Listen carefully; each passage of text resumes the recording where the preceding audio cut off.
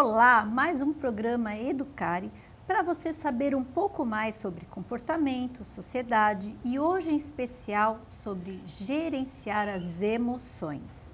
Minha convidada é Vera Martins, que é mestre em comunicação, autora de livros e especialista em medicina comportamental. Vera, muito obrigada pela sua presença.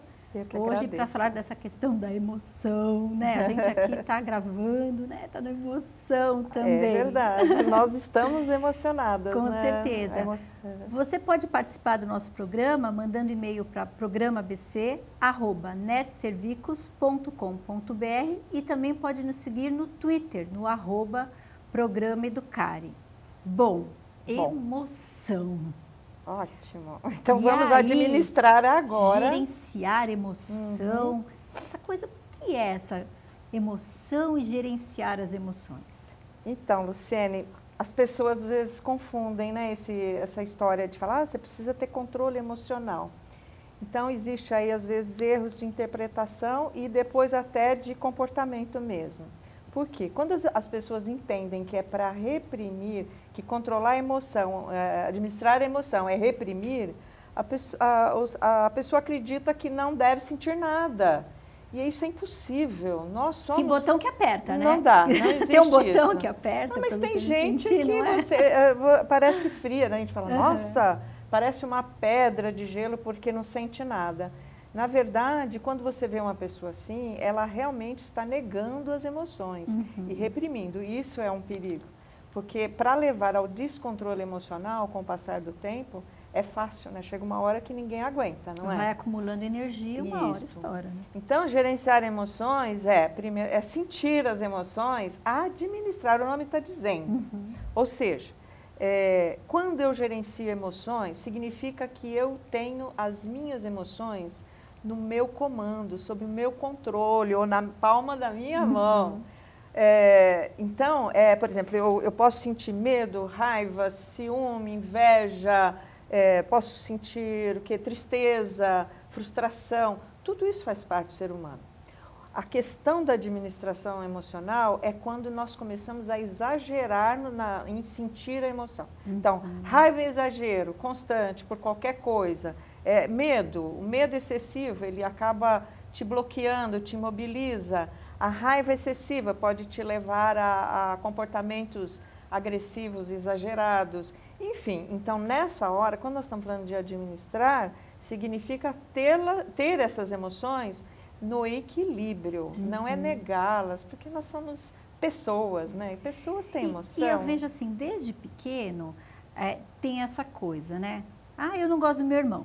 Como que você não gosta do seu irmão? Você tem que gostar do seu irmão. Ou você não pode ficar triste assim. Eu penso que não somos criados para poder demonstrar as nossas emoções até dentro desse equilíbrio, porque realmente o que vem em primeiro momento assim é reprimir. Pois é, porque nós aprendemos desde criança que ter emoções, principalmente as emoções negativas, não é? Isso é feio, é muito feio você, uma criança, reagir com raiva, né? Ficar aquela teimosia, gritando, esperneando. E, na verdade, ali ela está apenas demonstrando suas emoções. Claro que ela tem que aprender a administrar, mantê-las sob equilíbrio. Por quê? Quanto mais eu reconhecer, quanto mais eu educo as crianças, não é? Se todos nós educássemos assim, se todos nós tivéssemos sido educados todos seriam assim, mais equilibrados. Claro, nossa, o mundo seria, as pessoas seriam mais equilibradas. Eu não precisaria ter escrito o livro que eu escrevi sobre assertividade. Eu não precisaria ter escrito o livro do Tenha Calma, porque não precisaria, porque as pessoas já estavam sob o equilíbrio. Então, a criança, quando ela é ouvida, respeitada e é permitida a ela essa liberdade de expressar, olha que maravilha, então ela vai aprender que é normal ter emoção. E isso facilita, né? Porque é o que falta para a gente. A gente se sente muito mal. Você vai trabalhar, por exemplo, você vai numa empresa. Nossa, que feio você tem inveja do seu colega, que feio que é mostrar medo. Então, a gente vai aprendendo dessa forma, a forma negativa, e daí depois a gente acaba mesmo reprimindo, indo por um caminho errado.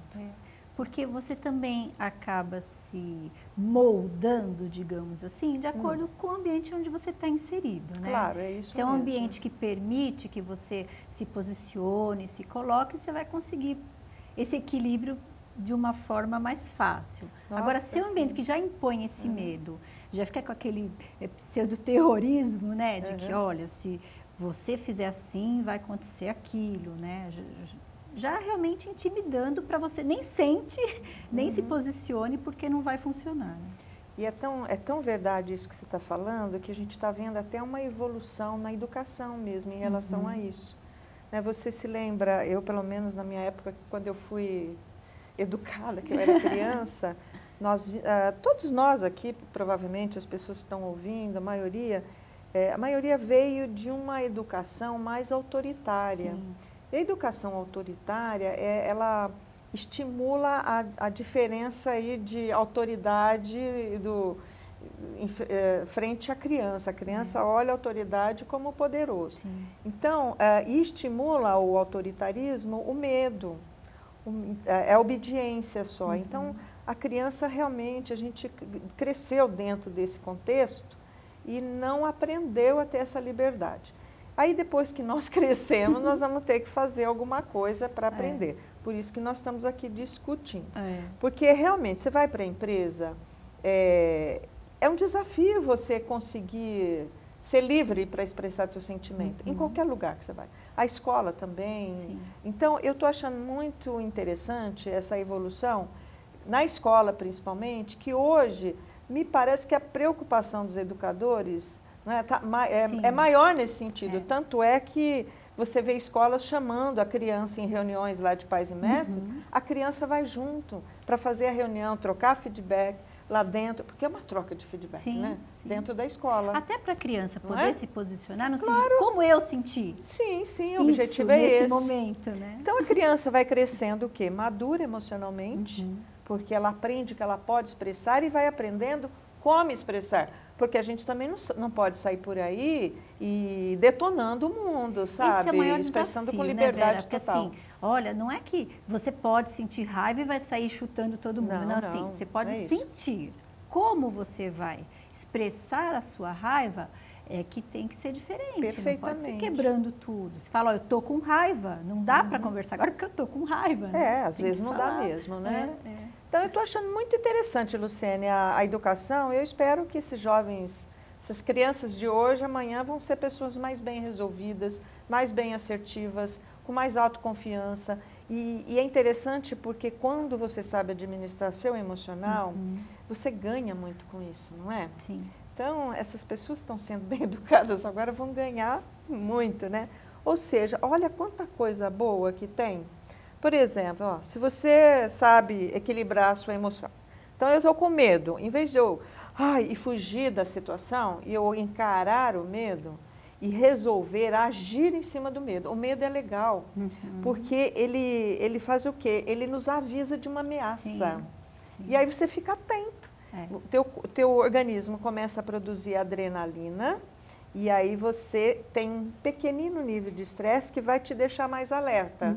Olha que bacana que é. Eu acho interessante, porque o medo ele tem uma função protetora do ser humano. A raiva também, ela avisa você que invadiram o teu território. Passaram dos limites. Passaram dos limites. Então, você entender isto, qual é o limite, e saber atuar em cima, isso vai te dar o quê? Olha que benefício. Você vai ficando uma pessoa mais bem resolvida, você vai tendo bem-estar interno, porque ajuda, sim, tanto eu, no meu equilíbrio emocional, porque eu vou ficando, como eu admito, eu converso com as minhas emoções, eu trago ela para o meu consciente, converso com elas, entendo aonde é que está o meu ponto vulnerável, essa é a grande técnica, né? E eu tenho como agir em cima disso e mudar a rota da situação, ok? Tem algumas situações assim. Vamos supor que está lá uma dona de casa, as crianças estão correndo, está uma bagunça. De repente chega alguém que ela não quer demonstrar que está aquela bagunça. imediatamente, isso com a gente também, às vezes, ou uma pessoa de autoridade, uma pessoa que você não quer que o que ela pensa a respeito de você decaia aos olhos dela, né? Que ela faça um julgamento, você consegue imediatamente também manter a pose, né? Certo. A gente consegue nesse sentido. Não, tá tudo bem, tá tudo, né? Aí a gente consegue, em algumas situações, eu acho que de acordo com a importância que aquilo tem pra gente ou não. Muito a gente consegue parar e falar, não, agora eu vou fazer de conta que está tudo bem, né? O brinco faz cara de paisagem, está tudo bem. Ou então e eu muda admito. Imediatamente, né? Eu admito que, olha, você está dando o exemplo da casa, né? Te pega de surpresa. Qual seria a emoção? Vergonha, né? É vergonha. Dá vergonha. Meu Deus, chegaram na minha casa. Mas aí, o que eu vou fazer? Eu vou olhar para... Como é que eu administro isso?